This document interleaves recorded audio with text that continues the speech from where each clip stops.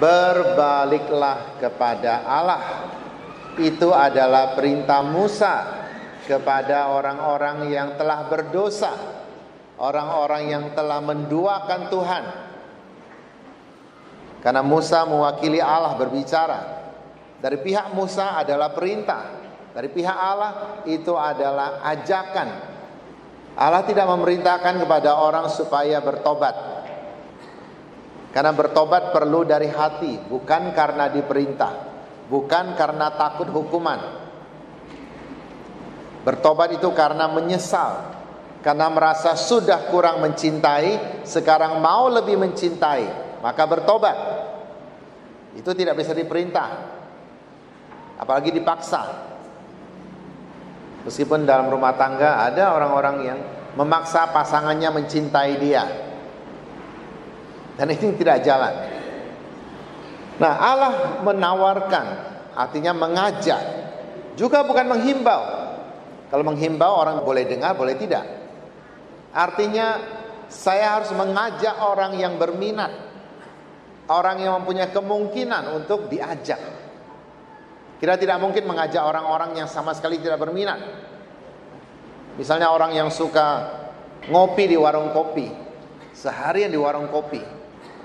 Ada orang yang bisa memanage waktunya, kapan bekerja, kapan santai. Ada orang yang hampir seluruh waktunya dipakai untuk bekerja. Nah, orang seperti itu jangan diajak. Orang yang tidak berminat ke gereja, ya kita ajak juga susah. Kadang-kadang sakit hati ketika anak masih kecil tidak dibawa ke gereja. Sudah dibawa ke gereja juga, ditaruh di sekolah minggu. Ketika anak sudah besar ABG, diajak ke gereja, enggak mau, sudah telat, susah. Apalagi anak sudah dewasa.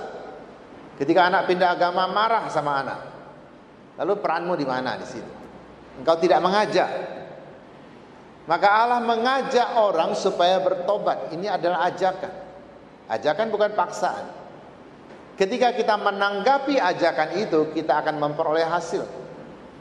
Kata Musa, firman Tuhan tidak jauh, tidak ada di langit atau di seberang laut, tetapi ada dalam mulut dan hatimu. Artinya, apa yang saya pikirkan dalam hati, saya katakan dalam mulut. Sebaliknya, apa yang saya katakan itu sudah saya pikirkan dalam hati juga. Ketika orang mulut dan hati sejalan, maka dia akan mempunyai wibawa. Tetapi kalau di mulut demikian, di hati tidak demikian, tidak ada pelaksanaan, maka orang akan katakan itu hanya omong doang.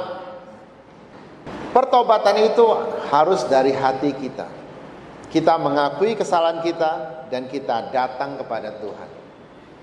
Dalam bacaan kedua, Paulus mengajarkan bahwa Kristus adalah putra sulung. Sulung berarti yang pertama. Sulung berarti bukan satu-satunya saja, tapi mungkin ada yang selanjutnya. Tapi yang pertama ini yang seringkali yang mempunyai tanggung jawab berat. Bapak Ibu mempunyai anak, yang pertama ini seringkali dididik lebih keras daripada adik-adiknya. Seringkali dia iri pada adik-adiknya. Kenapa saya dididik begitu keras? Adik-adik saya tidak. Kenapa mereka dimanja? Orang tua mengharapkan supaya yang pertama ini bisa memimpin adik-adiknya. Lagi pula banyak orang tua ketika baru menikah, baru mempunyai anak, belum punya pengalaman, maka bisa saja salah. Maka yang sulung-sulung ini sabar-sabarlah, tapi tetap juga mendapat lebih banyak dari orang tua. Karena baru lahir, baru punya anak, lebih diperhatikan. Yesus adalah putra sulung. Kita adalah adik-adiknya. Kalau yang sulung sudah melakukan, maka adik-adiknya juga ikut melakukan, maksudnya.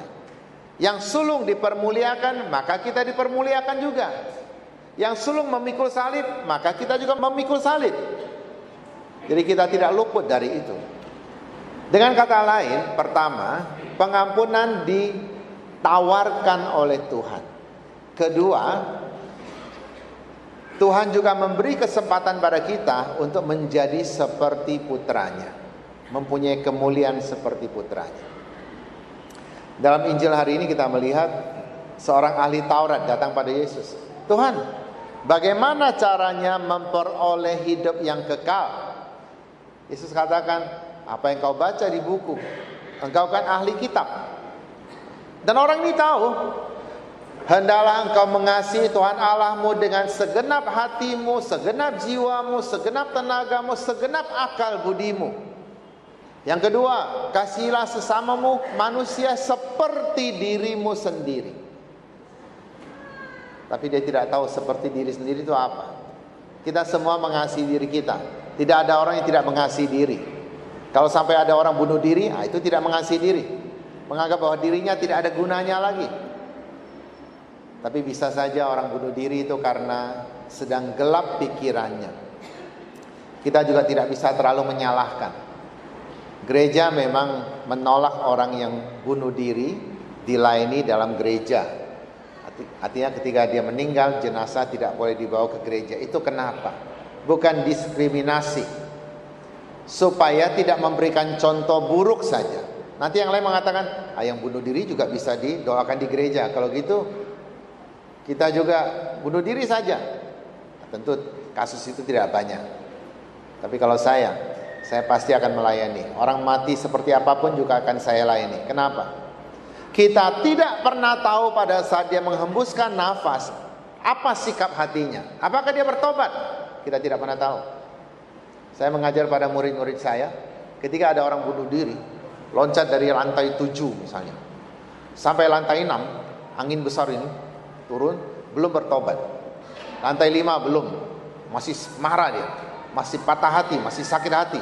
Lantai 4 belum, lantai 3 belum. Lantai 1 tiba-tiba dia merasa, wah tidak benar ini. Saya menyesal, Tuhan saya menyesal, saya tidak mau mati, saya mau hidup lebih lama lagi, saya mau mengabdi kepadamu. Perang, mati. Orang ini bisa masuk surga tidak? Bisa. Kenapa? Karena pada saat akhir dia bertobat. Cuma masalahnya adalah, mungkinkah orang sedang meluncur dengan begitu cepat, lalu tiba-tiba berubah pikirannya, minta ampun? Mungkin saja. Cuma telat. Tapi tetap berguna di hadapan Tuhan. Maka orang ini tidak tahu siapakah sesama manusia. Dia bertanya pada Yesus. Lalu Yesus memberikan perumpamaan. Ada seorang dirampok habis-habisan, lalu dipukuli sampai setengah mati. Lewat di situ seorang imam yang seharusnya memperhatikan orang ini, yang seharusnya mempunyai belas kasihan. Saya pikir imam ini juga mempunyai belas kasihan, cuma tidak punya keberanian untuk mengambil resiko. Kalau saya tolong orang ini, bisa saja saya dituduh sebagai pelaku, bisa saja saya mendapat masalah nanti. Maka dia lewat di seberang jalan, jauh-jauh, tidak mau mendekat. Kalau mendekat dapat masalah. Dia lewat saja. Demikian pula seorang Lewi. Lewi adalah keturunan imam. Jadi bisa juga dia menjadi imam, bisa juga tidak, tapi dia keturunan. Artinya dia hidup dalam lingkungan imam itu. Tapi dia pun lewat di seberang jalan. Lalu datanglah seorang Samaria. Orang Samaria adalah musuh orang Israel. Orang Israel tidak bergaul dengan orang Samaria. Dianggap mereka kelas 2. Dianggap mereka kaum pemberontak. Maka orang Samaria tentu tidak akan mendekati orang Israel juga. Tapi ketika orang Samaria ini melihat ada orang terluka berat, tergeraklah hatinya oleh belas kasihan. Ia datang menolongnya, menyirami lukanya dengan anggur dan minyak. Kenapa dia bawa-bawa anggur dan minyak? Kemungkinan ini orang yang cukup mempunyai uang. Buktinya dia juga punya keledai. Keledai ini adalah tunggangannya. Menunggang keledai ini sering dilambangkan sebagai tindakan seorang raja. Keledai ini binatang yang liar, yang suka memberontak, yang susah dijinakkan. Tetapi ketika orang mampu menunggangnya, berarti mampu menguasai yang liar ini. Maka dia dianggap sebagai seorang raja. Yesus masuk ke Yerusalem juga menunggang keledai, dianggap sebagai seorang raja. Dia mempunyai keledai, artinya dia orang yang mampu menaklukkan keledai, orang yang kuat. Dia merawat orang ini dan dibawa ke penginapan. Bahkan dia titip uang. Kalau tidak cukup nanti tagih pada saya. Lalu siapakah sesama manusia? Tanya Yesus. Oh, orang Samaria ini. Kenapa demikian? Karena orang ini mampu memposisikan dirinya pada posisi orang yang sedang susah. Kita hanya mampu berbelas kasih kepada orang kalau kita ada di posisi seperti itu.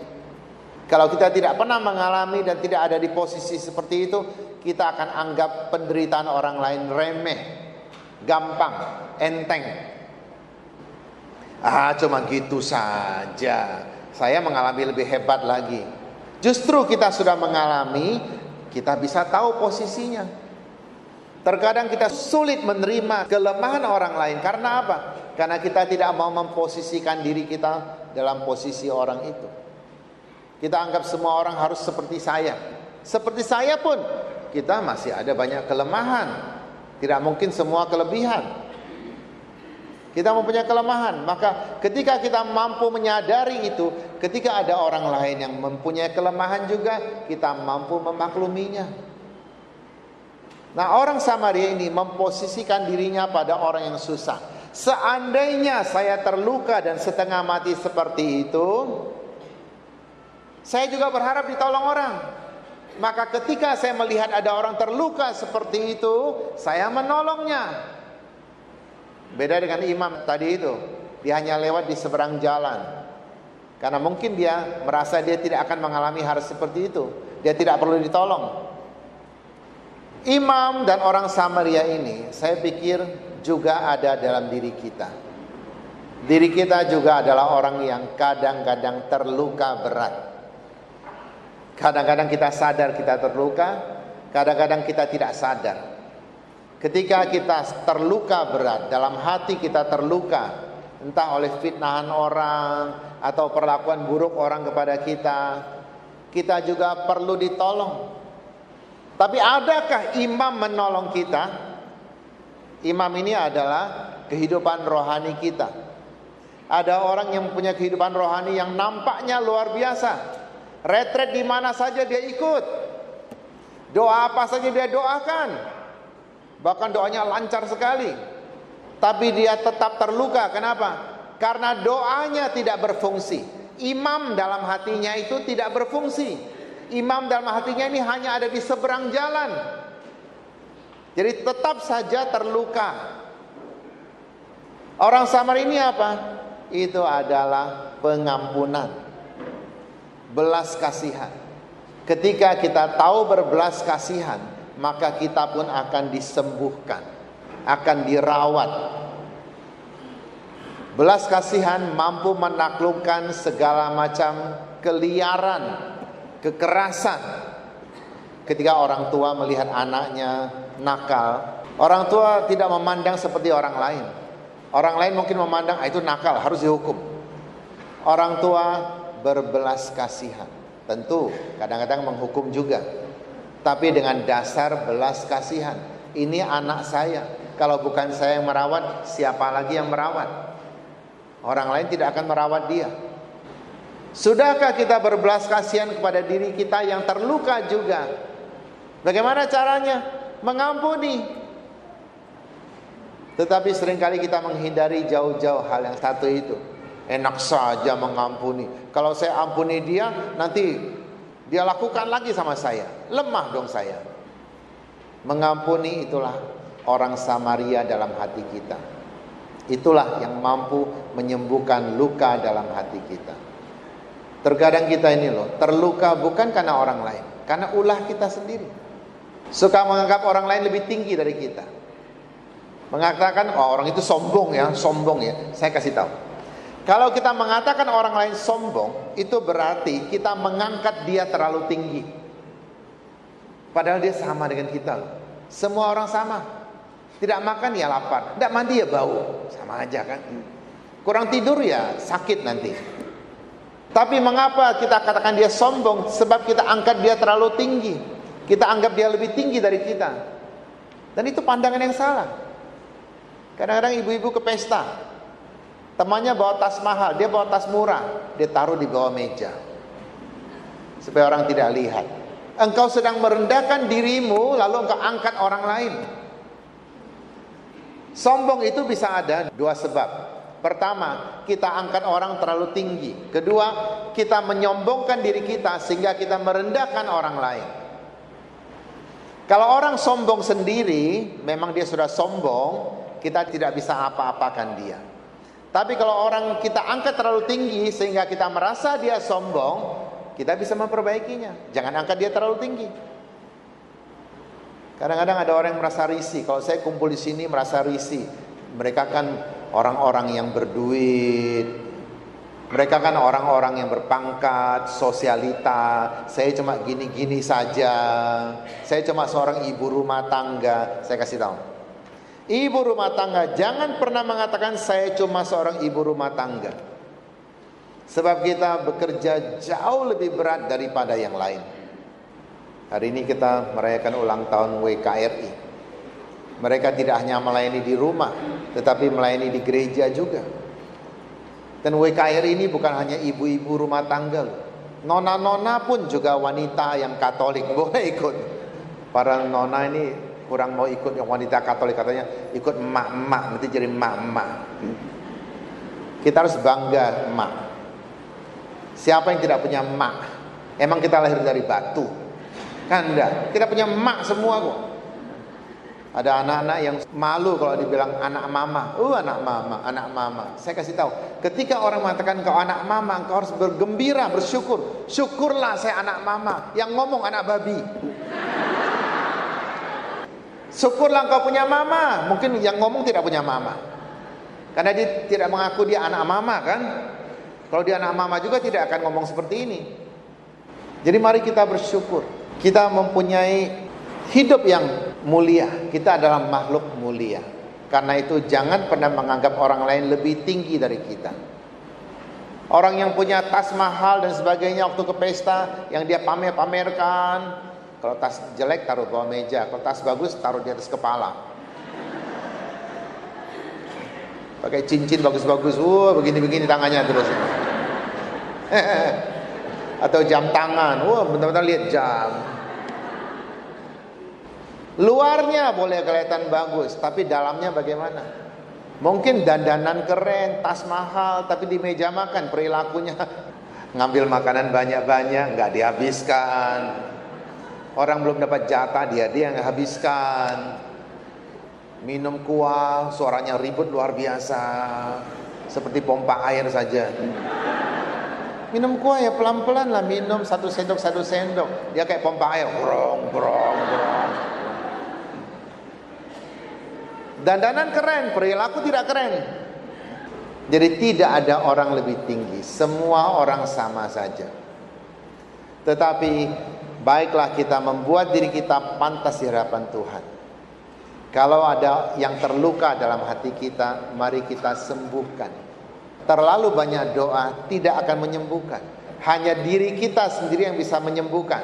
Ketika kita mengampuni orang yang menyakiti kita. Ketika kita menerima keadaan kita. Memang keadaan saya seperti ini sudah terjadi, mau apa lagi? Saya harus maju. Semoga Tuhan membantu kita dan kita menemukan Samaria di dalam hati kita. Kita disembuhkan, kita pun mampu menyembuhkan orang lain pula. Amin.